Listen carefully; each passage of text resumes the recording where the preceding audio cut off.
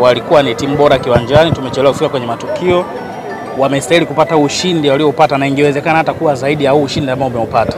So sisi tunajipanga, hii mechi ya leo imekwisha, tunajipanga kuelekea kwenye michezo ambayo inafuata. Kauli yako ndio kuelekea mchezo ulikuwa unasema hatujasahau. Kulikoni leo mmesahau au imekwaje? Dakika 90 za mchezo wa leo kati ya Simba dhidi ya Pamba Jiji zimekamilika na sisi Pamba Jiji tumefungwa magoli 5-1. Tutajipanga kuelekea kwenye mchezo ambao unafuata. Hali ya timu haiko vyema. Kitazamia wanapamba wengi wanatamani timu yao isalie. Ikiwa kama msemaji, unawaahidi nini sasa mashabiki wa Pamba? Ya hilo ni kweli, wala sio jambo la siri. Technical staff, players, management wanajua kwamba hali tuliyokuepo nao sio nzuri.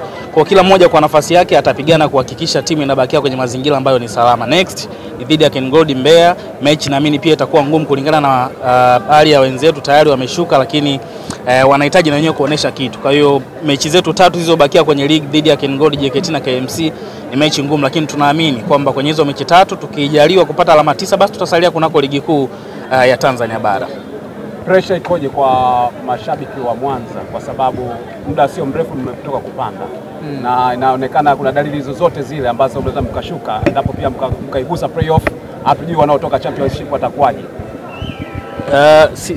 Sisi kama club hatufikiri hicho ambacho amekizungumza, habari za playoff hatufikiri, habari za kushuka hatufikiri, lakini tutakuja tufikirie kama mambo yataendelea kuwa magumu. Kwa hiyo kilichopo ni kupitia mechi ya leo ni wake up call kwamba tunatakiwa tuamke, tuhakikishe tunapambana kwenye michezo yetu 3 iliyosalia tuweze kufanya vizuri, na naamini tutabakia kwenye ligi.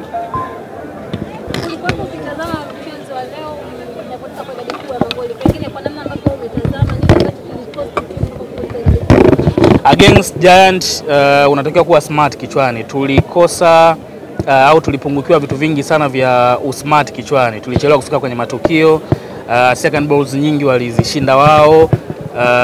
Tulishindwa kukaa kwenye mianya ambako mipira ingeweza kupita, tulishindwa kuzuia hizo nafasi. Kwa hiyo kifupi ndio maana nimesema kwa leo wala sihitaji kutumia nguvu na lugha kubwa. Leo Simba walikuwa timu bora kiwanjani, ndio maana wametuadhibu hiki ambacho wamekifanya.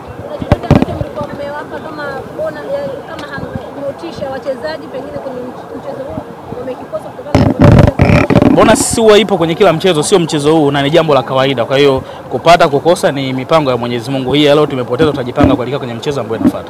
Sio pressure? No, hatuna pressure.